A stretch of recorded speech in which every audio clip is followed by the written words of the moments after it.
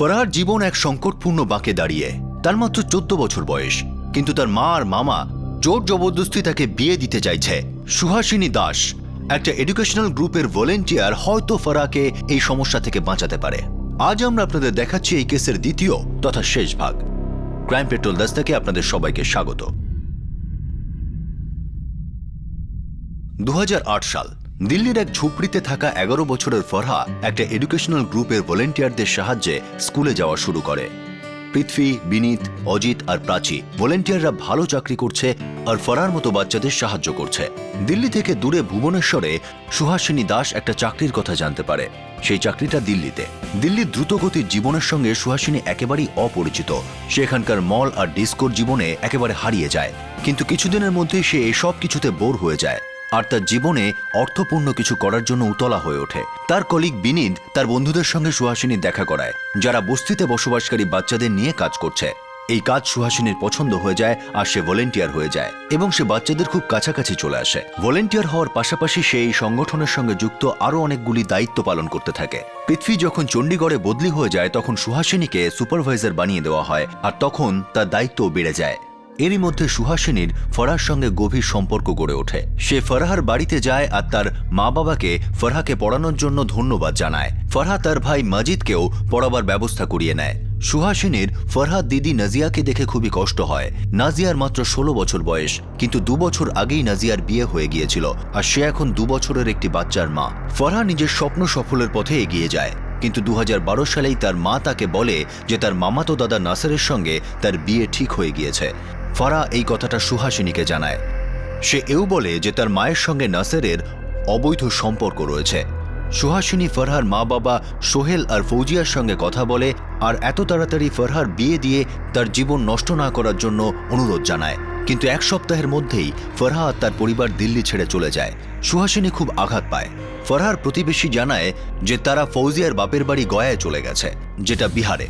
ফৌজিয়া তার ভাই শেখ উদ্দিনের নাম্বার দিয়ে গেছে, যে কিনা একজন কুখ্যাত অপরাধী। সুহাসিনী তার টিমকে বিষয়টি জানায়। পৃথ্বী শেখ উদ্দিনকে ফোন করে। ফরহা পৃথ্বীকে জানায় যে সে বাকি লেখাপড়া গয়াতেই করবে। সে জানায় যে তার বাবা নতুন চাকরি পেয়েছে, কিন্তু সুহাসিনী এই কথাটা বিশ্বাস করতে পারে না। 2 দিন পরই তার ভয় সত্যি প্রমাণিত হয়, যখন এক রাতে ফরহা তাকে কাঁদতে কাঁদতে ফোন করে জানায় যে তাকে জবরদস্তি নাসেরের সঙ্গে বিয়ে দেওয়া হচ্ছে। পৃথ্বী এই বিষয়টা জানতে পেরে উদ্বিগ্ন হয়ে পড়ে। সে সুহাসিনীকে জানায় যে এরকমই একটা ঘটনার সামনে তাদের পড়তে হয়েছিল 2008 সালের ডিসেম্বরে। 14 বছরের পূজাকে তার বাড়ির লোক জোর জবরদস্তি বিয়ে দেওয়ার জন্য গ্রামে নিয়ে গিয়েছিল। পূজা ফোন করে পৃথ্বীর সাহায্য চেয়েছিল, কিন্তু পৃথ্বীরা তখন সদ্য কাজ শুরু করেছিল, তাই তাদের জানা ছিল না কি করে পূজাকে সাহায্য করা যায়। পূজার বিয়ে দিয়ে দেওয়া হয় আর 1 সপ্তাহ পরই পূজা আত্মহত্যা করে। সুহাসিনী এই কথাটা শুনে ঘাবড়ে যায় আর সে প্রতিজ্ঞা করে যে ফরহার সঙ্গে এমন কিছু হতে দেবে না। পৃথ্বী সংগঠনের পুরনো সদস্য সঞ্জীব মেহরার সঙ্গে পাটনায় যোগাযোগ করে। সঞ্জীব মেহরা ওখানকার এসডিএম এর সঙ্গে দেখা করে। তিনি আশ্বাস দেন যে ফরহার মামা শেখউদ্দিনকে পুলিশ রেকর্ডের সাহায্যে খুঁজে বের করবেন। সুহাসিনী দিল্লি চাইল্ড কেয়ার কমিটির কাছেও সাহায্যের জন্য যায়। তারা তাকে জানায় যে বিহারের কার্যালয়ের সঙ্গেও তারা কথা বলবেন। কিন্তু 25শে সেপ্টেম্বর রাতে আসা ফরহার একটা কল সুহাসিনী সব আশা ভেঙে দেয়। ফরহা কাঁদতে কাঁদতে জানায় যে তার মামা কালী নাসেরের সঙ্গে তার বিয়ের বন্দোবস্ত করে ফেলেছে। ফরহা সুহাসিনীর কাছে সাহায্য চায় আর বলে যে যাই হয়ে যাক না কেন সে এই বিয়ে করবে না। এবার তারপর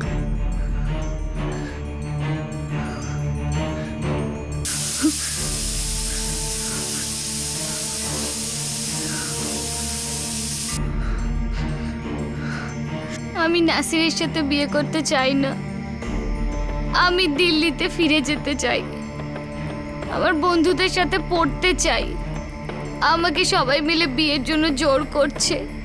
যদি সবাই মিলে আমার সাথে জবরদস্তি করে তাহলে আমি আত্মহত্যা করব।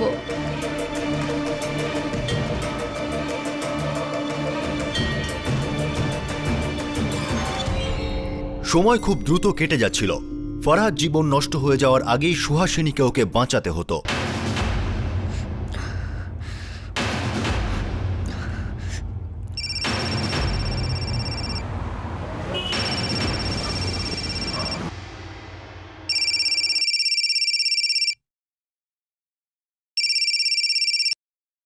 হ্যালো হ্যালো সঞ্জীব বাবু, আমি সুভাষিনী বলছিলাম দিল্লি থেকে।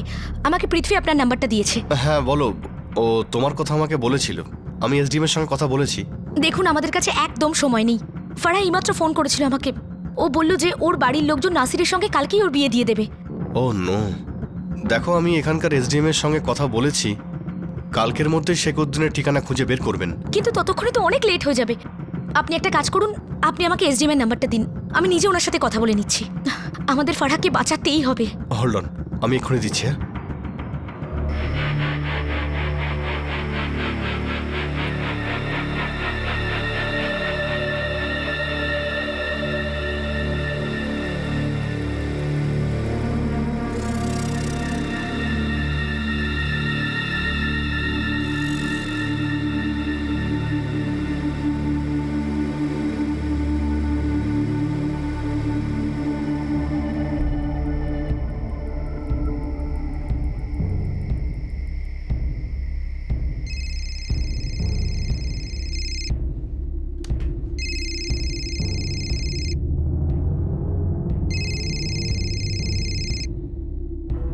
হ্যালো।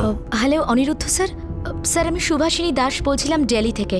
আমাকে আপনার নাম্বারটা মিস্টার সঞ্জীব মেহরা দিয়েছেন। এটা কোনো ফোন করার সময়? আমি তো সঞ্জীবকে বলেছি কালকে আমি সব বলে দেবো ওকে। কিন্তু স্যার ওই যে মেয়েটা ফারহা, যার কথা সঞ্জীববাবু আপনাকে বলেছিলেন, কাল সকালেই ওর মা আর মামা জোর করে ওর বিয়ে দিয়ে দিতে চাইছে। আমাদের কিছু একটা করতেই হবে স্যার। এখন এত রাতে আমি কিছু করতে পারবো না। স্যার প্লিজ স্যার, এটা একটা 14 বছরের মেয়ের জীবনের ব্যাপার স্যার। ও খুব ব্রাইট স্টুডেন্ট, ও ভবিষ্যতে অনেক বড় হবে স্যার। আমাদের ওর জন্য কিছু না কিছু একটা তো করতেই হবে স্যার। স্যার এই মুহূর্তে আমি ওর শেষ ভরসা, আর আপনি আমার শেষ ভরসা। Please sir. সেই রাতে আমার মাথায় শুধু একটাই চিন্তা ছিল, ফারহাকে বাঁচাতে হবে। ওর স্বপ্ন, ওর আশা সব কিছু বাঁচাতে হবে। ওর এই বিশ্বাসটাকে বাঁচাতে হবে যে পরিশ্রম করলে সব কিছু পাওয়া যায়। ও আমার উপর ভরসা করেছিল, ওর এই বিশ্বাসটা আমি কিছুতেই ভাঙতে চাইনি। সেই রাতে যেন ওর আর আমার আশা একসাথে মিলেমিশে গেছিল।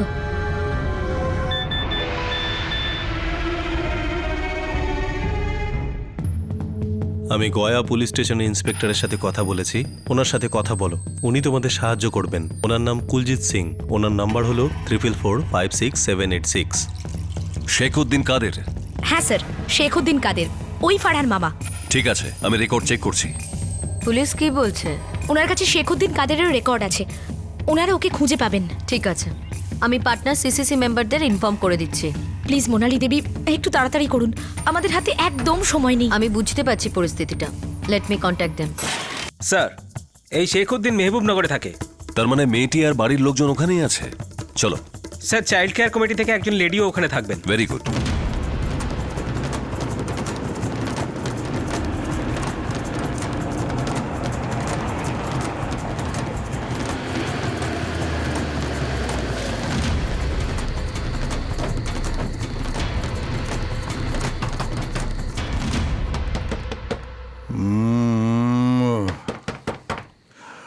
কে এলো?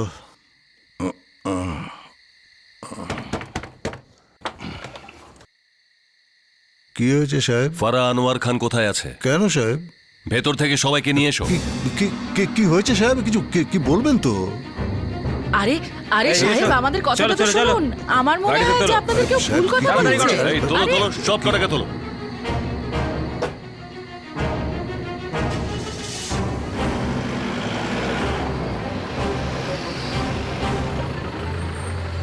দেখুন সাহেব, এটা আমাদের বাড়ির ব্যাপার, এর মধ্যে বাইরের লোক কেন নাক গলাচ্ছে?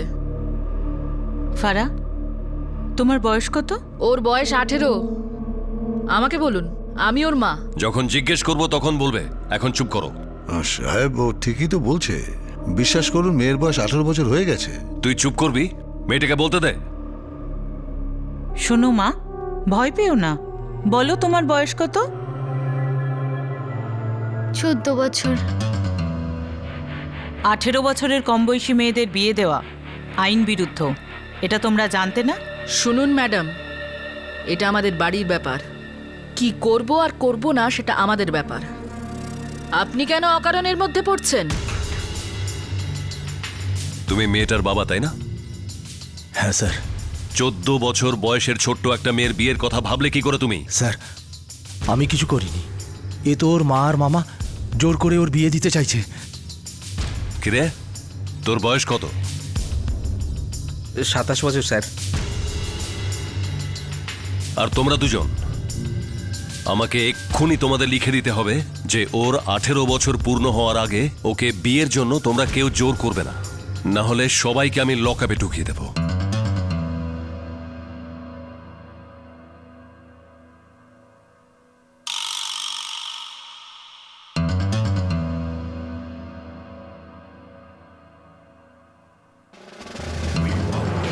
আর হ্যাঁ, ভুলেও কিন্তু এটা কখনো ভাববে না যে ওর মতের বিরুদ্ধে অন্য কোনো জায়গায় গিয়ে তোমরা ওর বিয়ে দিয়ে দেবে। যদি এরকম কিছু করেছো, খুব মুশকিলে পড়ে যাবে তোমরা। আর তুই, শাস্তির মেয়াদ শেষ হয়ে গেছে তাই না? রেকর্ড দেখেছি আমি। এবার কিছু করলে সোজা লকআপে ঢোকাবো।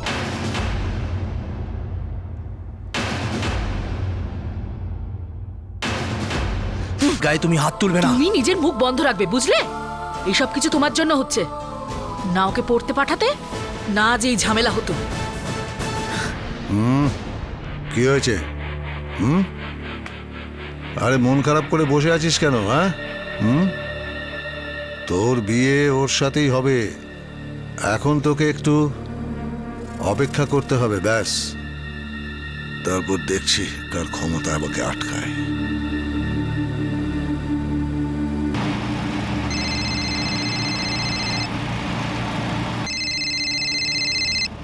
হ্যালো মোনালি দেবী, কিছু জানতে পারলেন আপনি? হ্যাঁ, জানা গেছে। পুলিশ কাল রাতেই সবাইকে ধরে নিয়েছে, আর পরিবারের সবার থেকে লিখিয়ে নিয়েছে যে ফারার 18 বছর না হওয়া অবধি ওর যেন বিয়ে না দেয়। That's great news Monali Devi, thank you so much. Not at all, keep up the good work. Okay, bye. এই মুহূর্তে সমস্যার সমাধান হয়েছিল। ফরহার উপরে আসা ঝড় থেমে গিয়েছিল, কিন্তু এখনো সুহাসিনীর ফরহার জীবন আর তার পড়াশোনা নিয়ে চিন্তা ছিল। সুহাসিনী দিল্লিতে ছিল আর ফরহা বিহারে। আপাতত সমস্যা মিটে গিয়েছিল, কিন্তু সব সমস্যা কি মিটেছিল? হ্যাঁ স্যার, আমি তাড়াতাড়ি এখানে একটা স্কুলে ভর্তি হব। এখন আর তোমার কোনো সমস্যা নেই তো? না স্যার, আব্বাও এখানে একটা চাকরি পেয়ে গেছে। এখন আমরা এখানেই থাকবো। ঠিক আছে, ফোন করো আমাদের, আর আমরাও তোমাকে ফোন করব। নিজের খেয়াল রেখো।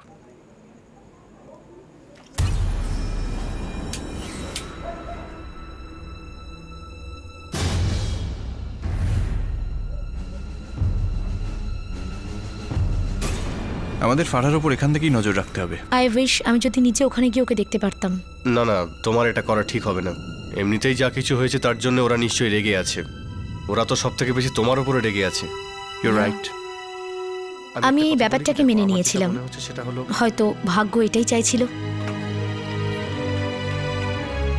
কিন্তু তা সত্ত্বেও আমার মনে একটা ভয় ছিল।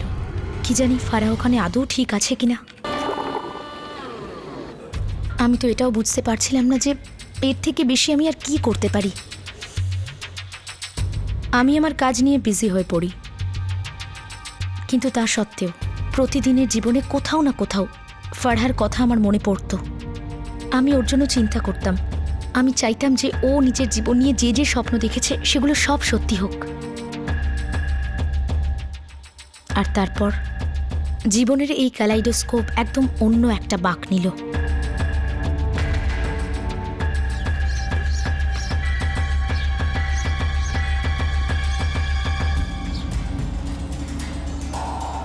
আজকে আমরা সিঙ্গুলার আর প্লুরাল শিখব। দিদি, দিদি ফারা ফিরে এসেছে। কি? হ্যাঁ দিদি, ও নিজের পরিবারের সঙ্গে ফিরে এসেছে।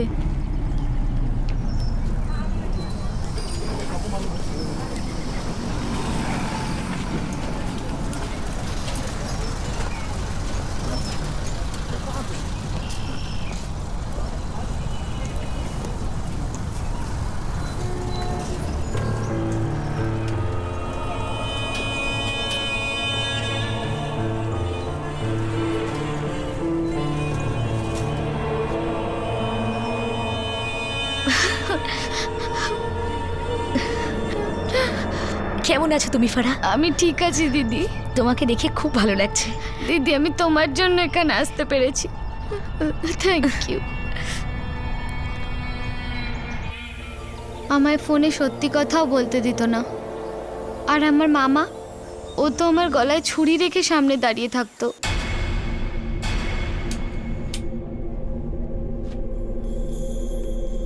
আমির তো আমাকে কোনো স্কুলে ভর্তি করার ইচ্ছাই ছিল না, শুধু পুলিশের ভয় আমার বিয়েটা দিতে পারলো না। আর তারপর একদিন আব্বু আর আমার মামার সাথে খুব ঝগড়া হলো। তারপর আব্বু আমাদের সবাইকে নিয়ে দিল্লি চলে এলো। আর নাসির, ও এখন কোথায় আছে? ও ফিরে আসেনি। চলো এবার আমরা ওইসব কথা ভুলে যাই। আমি খুব খুশি হয়েছি যে তুমি ফিরে এসেছো। এবার খুব তাড়াতাড়ি স্কুলে ফিরে এসো। আমিও তাই চাই দিদি।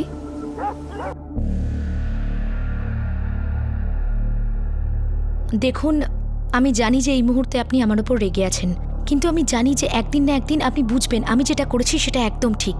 ম্যাডাম, আমিও চাইছি ও আবার নতুন করে স্কুলে ভর্তি হোক।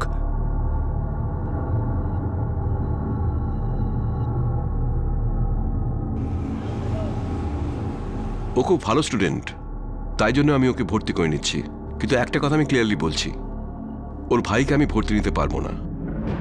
কেন স্যার? ফারাহ, তুমি একজন ভালো স্টুডেন্ট, কিন্তু ওর জন্য আমি আমার সমস্ত রুলস ভেঙে ফেলতে পারবো না। এরকম করবেন না স্যার, যা হয়েছে তাতে মাজিদের কোনো দোষ ছিল না। আই এম সরি ফারাহ, কিন্তু এখনই অ্যাডমিশনের সুযোগটা একমাত্র তুমিই পাবে।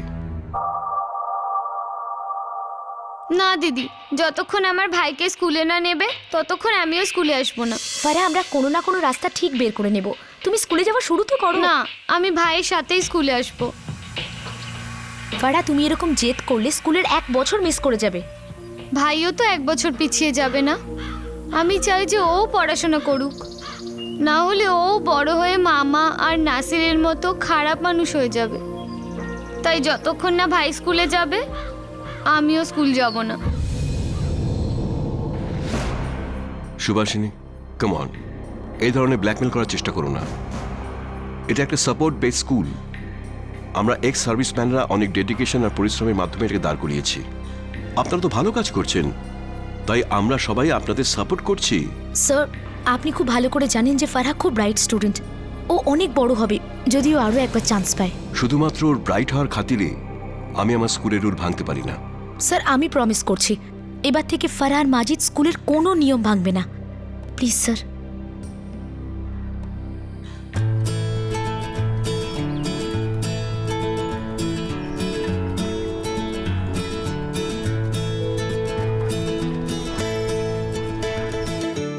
যাক, এখন মনে হচ্ছে ওর জীবনে আর কোনো সমস্যা নেই। আর আই হোপ যে ওর পড়াশোনায় আর কোনো বাধা আসবে না। কিন্তু ফারহাকে নিয়ে আমার সবসময় চিন্তা থাকবে। নাসির যে কোনো দিন ফিরে আসতে পারে। যতদিন না পর্যন্ত ফারহার 18 বছর বয়স হচ্ছে, ওর তো আমাদের সাহায্যের দরকার। এখন এটাই ভালো যে ও এখানেই আছে, আমাদের চোখের সামনে। হ্যাঁ, কিন্তু ওর বাড়ির লোকজনের উপর নজর রাখতে হবে। আমার ভয়টা অকারণ ছিল না, কারণ আমি জানতাম যে ফারহান মা খুব রেগে আছেন, কারণ যেটা উনি চেয়েছিলেন সেরকম কিছুই হয়নি। ফারহা নিয়মিতই স্কুলে যাচ্ছিল, আর ওর মার রাগ ক্রমশ বেড়েই চলেছিল। মা বাবার মধ্যে রোজ রোজ ঝগড়া অশান্তি দেখতে দেখতে ফারহা ক্লান্ত হয়ে পড়েছিল। ওর মা কারণে অকারণে ওর গায়ে হাত তুলত। প্রতিদিন কোনো না কোনো অজুহাতে ওর মা নিজের রাগটা ওর ওপর মেটাত। বাবা, আমি সবসময় এটাই ভাবি যে আমি এবার ওই মেয়েটার জন্য কি করব। মা, তুই এমনিতেই অনেক কাজ করছিস, আর কত করবি? দেখ মা, কারো পারিবারিক বিষয়ে এইভাবে কোনো সমস্যায় না জড়িয়ে পড়িস। আমি জানি বাবা, কিন্তু আমি যে ওই মেয়েটাকে খুব ভালোবাসি। তো ওর মায়ের সঙ্গে কথা বলে দেখ না, যদি উনি বুঝতে পারেন তো ঠিক আছে। আমি জানি তুই এর আগেও কথা বলেছিস। দেখ মা, কথা বলা ছাড়া তোর তো আর কিছু করার নেই। হ্যাঁ বাবা। এটা ভালো হবে যদি মেয়ে এই কথাটা মাথায় রাখে যে অন্যের জীবনে বেশি দখল দেওয়াটা ঠিক কথা নয়। ও জানে ও কি করছে, যা করছে ঠিক করছে। তুমি একদম চিন্তা করো না।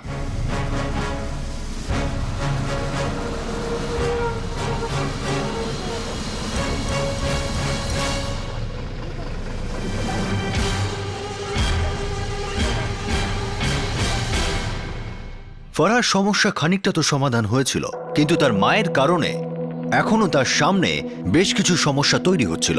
এরই মধ্যে নাসের ফিরে আসলো, আর ফারহার জীবনের সমস্যাগুলো আরো বেড়ে গেল।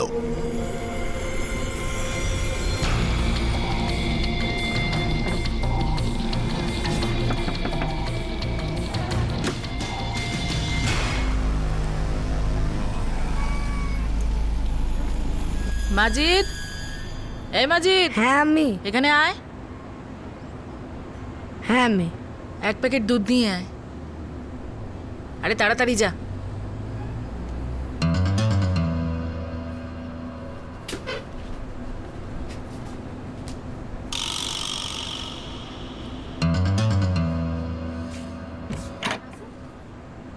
নাসির, তুই কি করতে এসেছিস সেখানে? সেটাই, যেটা যদি আগে করে নিতাম তাহলে এসব নাটক হতো না। ছেড়ে দে আমায়। বিয়ে করবি না আমাকে? আমি আমি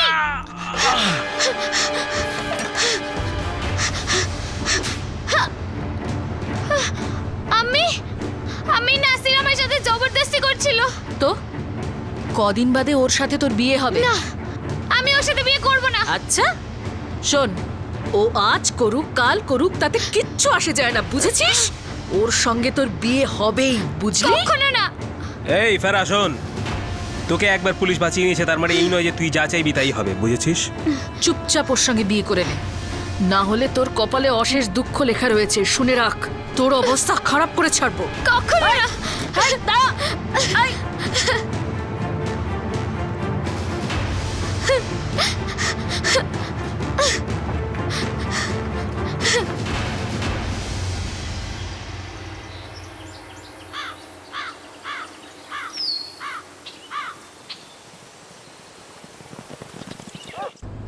আপনার কি একটু লজ্জা হয় না?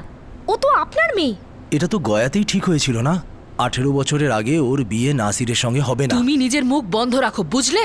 আমি, এটা আমার জীবন, তুমি কেন এটাকে নষ্ট করছো? আরে তুমি কথাটা বুঝতে পারছো না কেন? তুমি ওর জীবনটাকে নষ্ট করে দিচ্ছ। কি রকম মা তুমি? যাক, তোমার মনে আছে তাহলে যে আমি ওর মা। আরে ও তো আমারও মেয়ে। আচ্ছা, তুমি আবার সংসারের চিন্তা কবে থেকে শুরু করলে? আপনি একবার নাজিয়ার অবস্থাটা দেখুন। এই বয়সেও একটা বাচ্চার মা। ওর অবস্থাটা দেখেও আপনি কিচ্ছু বুঝতে পারেন না। ভালো কথায় বলছি, আমার বাড়ি থেকে তুই বেরিয়ে যা। এটা আমার বাড়ির ব্যাপার। তোর যা বলার ছিল তুই বলেছিস, আর নয়। এক্ষুনি আমার বাড়ি থেকে বেরো। আরে বেরিয়ে যা।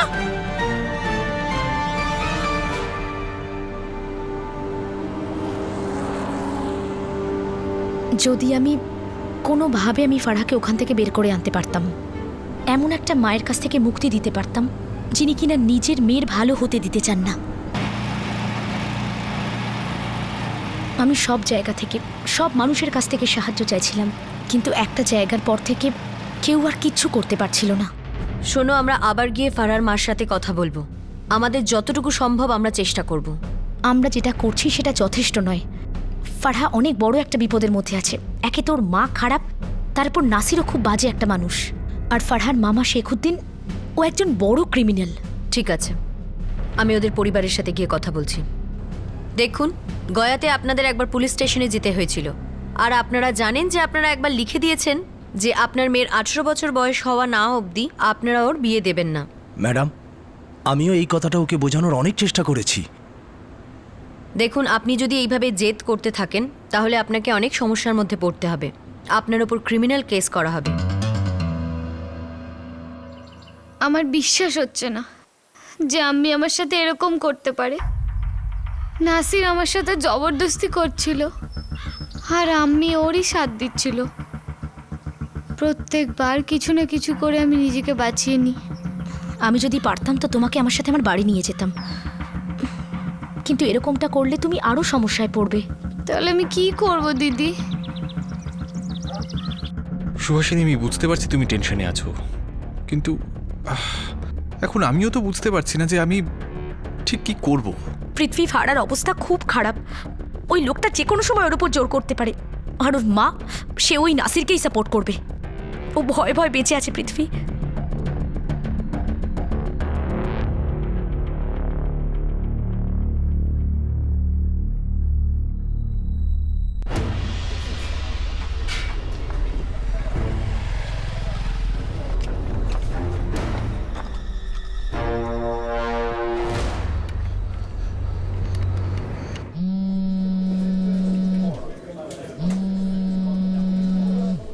হ্যালো ম্যাডাম, আমি সোহেল বলছি, ফারার বাবা।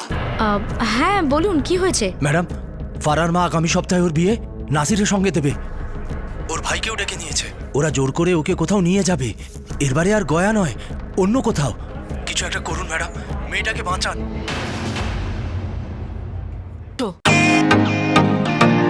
Welcome to Beaton world. How may I assist you?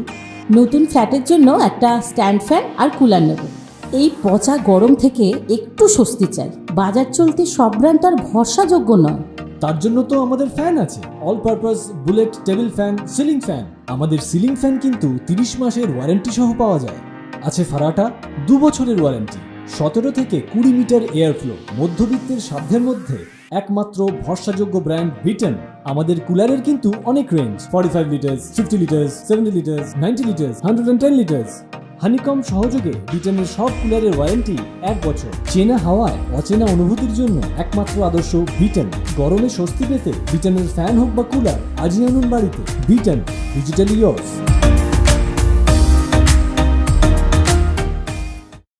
ফারার মা আগামী সপ্তাহে ওর বিয়ে নাসিরের সঙ্গে দেবে। ওর ভাইকেও ডেকে নিয়েছে। ওরা জোর করে ওকে কোথাও নিয়ে যাবে।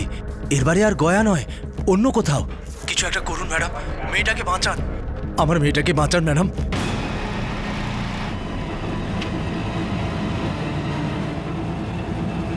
গত 6 মাস ধরে আমরা ওর বাবা মার সাথে কথা বলে যাচ্ছি।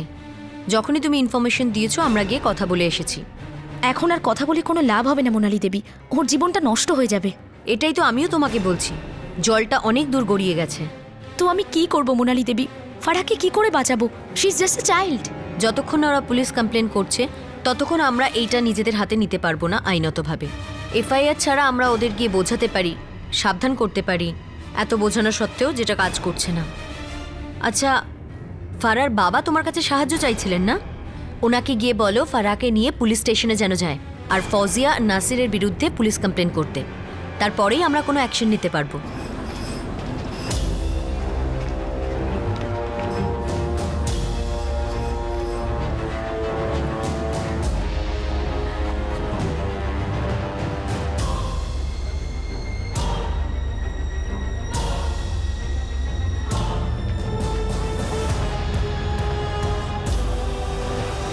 ফারহা, ফারহা। আরে এই কথা বললে কি তুই বুঝিস না? ফালতু ঝামেলায় নিজেকে জড়াস না। সুভাষিনী দিদি। ফারহা, তোমার বাবা কোথায়? ভেতরে আছে। যাও ওনাকে ডেকে আনো। আমরা এক্ষুনি পুলিশ স্টেশনে যাব আর তোমার মা আর নাসিরের এগেনস্টে কমপ্লেন করব। এই দাঁড়া, এদেরকে তুই আমার বিরুদ্ধেই ভড়কাচ্ছিস? হ্যাঁ, তো তুমি ওকে কেন শান্তিতে বাঁচতে দিচ্ছ না?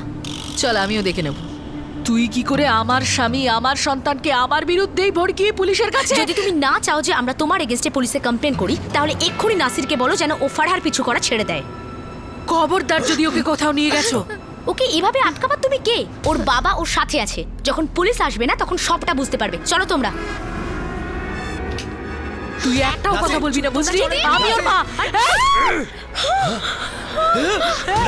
নাসিরকে কেন আটকাচ্ছ? এই মেয়েটাকে আটকাও। এই মেয়েটাকে যে আমাদের ঘরে রোজ আগুন লাগাতে আসে। নাসির মার ওকে, মার। নাসির পালাচ্ছে, ধর ওকে, ধর। দিদি চল দিদি, দিদি ধর, ধর ওকে। বাঁচাও, বাঁচাও, বাঁচাও।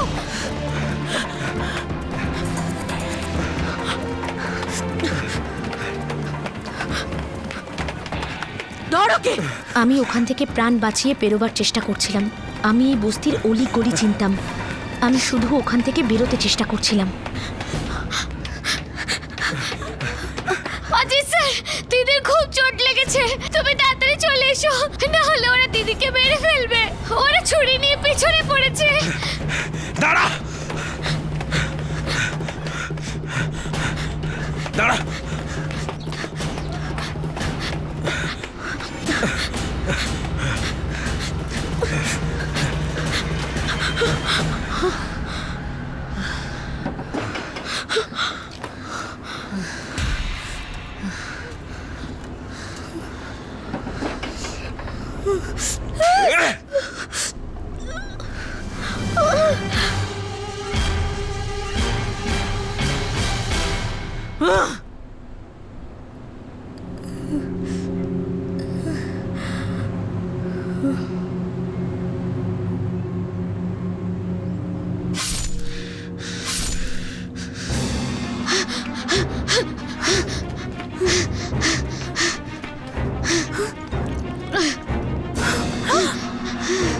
সুভাষিনী সুভাষিনী! সুভাষিনী সুভাষিনী সুভাষিনী! সুভাষিনী দিদি দিদি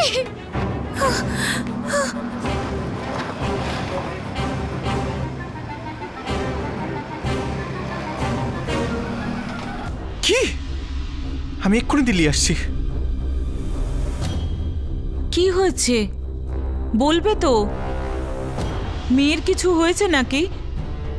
মেয়ে গুরুতরভাবে আহত, ওর উপরে কেউ হামলা করেছে, দিল্লির একটা হসপিটালে ভর্তি আছে।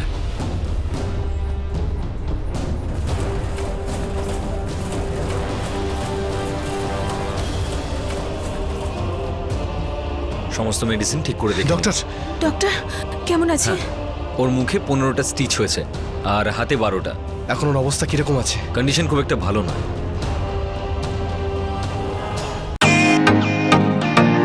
Welcome to Beaton world, how may assist you? নতুন ফ্ল্যাটের জন্য একটা স্ট্যান্ড ফ্যান আর কুলার নেব। এই পচা গরম থেকে একটু স্বস্তি চাই। বাজার চলতে সব ব্র্যান্ড আর ভরসাযোগ্য নয়। তার জন্য তো আমাদের ফ্যান আছে, all purpose bullet table fan, ceiling fan. আমাদের সিলিং ফ্যান কিন্তু 30 মাসের ওয়ারেন্টি সহ পাওয়া যায়।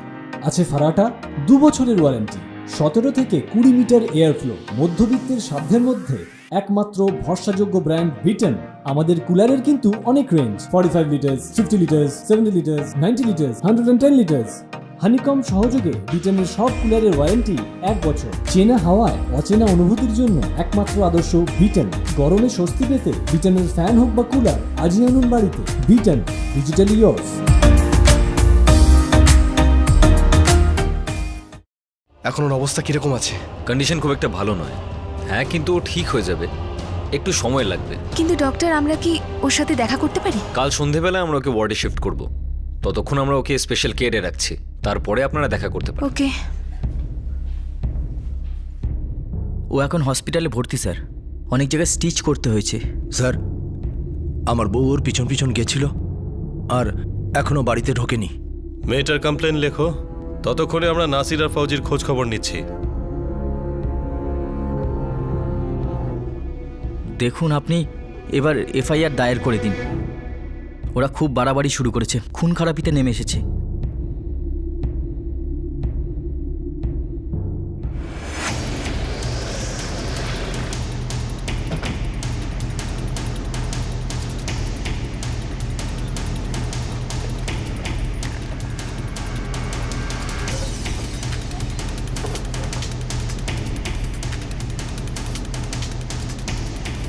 এখানে কেউ নেই সাহেব। বলবেন এই ফৌজি আর নাসির কোথায়?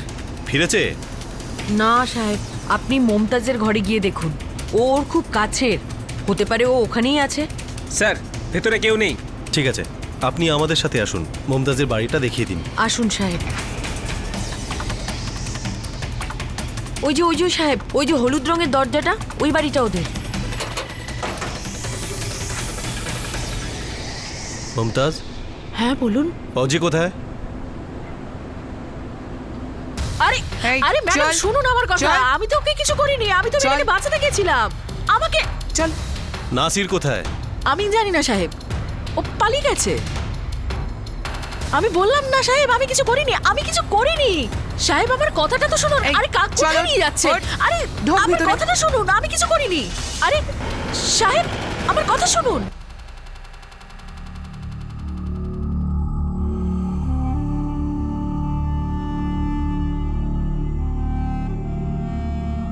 পৃথ্বী, সুহাসিনী, এখন কেমন লাগছে তোমার? মাথাটা এখনো ভারী হয়ে আছে। সুভাষিনী, দুপুরের মধ্যে তোমার বাবা মাও এসে পড়বে। ফারাহ কেমন আছে? ও ঠিক আছে তো? হ্যাঁ, ফাইনালি চিলড্রেন্স কেয়ার কমিটি ওর কাস্টাডি নিয়েছে। আর ওর বাবা? উনিও ঠিক আছেন। ফারহার মা এখন পুলিশের হেফাজতে, তবে নাসির ফেরার, পুলিশ ওকে খুঁজছে। এই ঘটনাটা আমাকে পুরো ভেঙে দিয়েছিল, কিন্তু আমি ফারহার জন্য খুব খুশি ছিলাম। এবার একটু ভালোভাবে ও বাঁচতে পারবে। এবার থেকে কেউ ওকে কিছু করাবার জন্য কোনো জোর জবরদস্তি করবে না। এবার ও যেটা করতে চায় সেটাই করতে পারবে।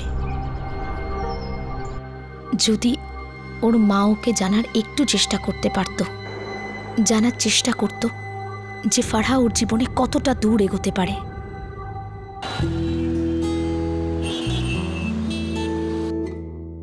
আমি ভুবনেশ্বরে ফিরে এসেছি। আস্তে আস্তে সুস্থ হয়ে উঠছি। নিয়ম করে ফারহার খোঁজ খবর রাখি। বাড়ির লোকজন চান যাতে আমি আর দিল্লিতে না ফিরে যাই, আর এখানেই কোনো একটা জব খুঁজে নিই। কিন্তু আমি ওদের বোঝাতে পারি না যে আমার মন এখনো দিল্লিতেই রয়েছে। ফারহাকে অজিত, বিনীত, পৃথ্বী আর প্রাচী স্পেশাল ক্লাস দিচ্ছে। পরিস্থিতি সামনে যাওয়ার পর ও আবার ওর স্কুলে জয়েন করতে পারবে। আমি 4 বছর আগে যখন ভুবনেশ্বর ছেড়েছিলাম, আমি ভাবতেও পারিনি যে কারোর সঙ্গে আমার এতটা গভীর সম্পর্ক হয়ে যাবে। কেউ যে কিনা এত দূরে, যাকে আমি চিনতামও না।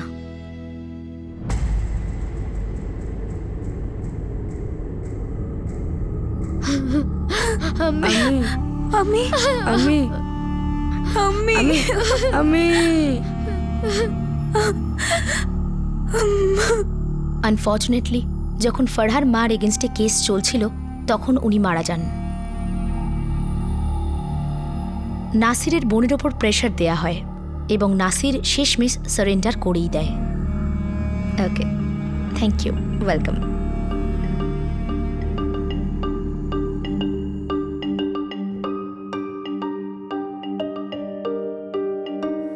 হ্যাঁ দিদি, আমিও এখন তোমার সাথে যেতে চাই। আমার মা বাবাও তোমার সঙ্গে দেখা করে খুব খুশি হবে। ভুবনেশ্বরে অনেক ভালো ভালো স্কুলও রয়েছে, তোমার ভালো লাগবে।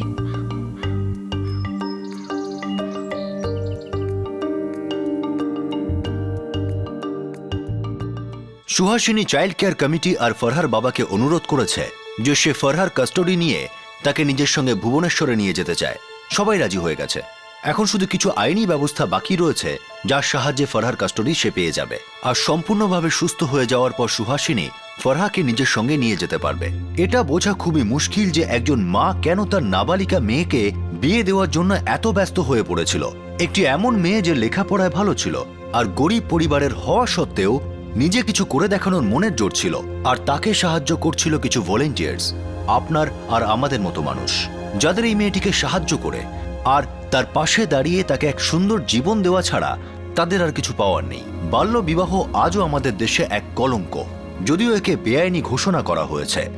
এর মূল কারণ হলো যে আমাদের সমাজের একটা বড় অংশ শিক্ষা আর অর্থনৈতিকভাবে আজও পিছিয়ে। পৃথ্বী, সুহাসিনী আর তার বন্ধুদের দ্বারা পরিচালিত এই শিক্ষা অভিযান এই মুহূর্তে 70 জন বাচ্চাকে সংগঠিতভাবে শিক্ষার আলো দিচ্ছে, আরও 50 জন বাচ্চাকে শিক্ষায় সহায়তা করছে।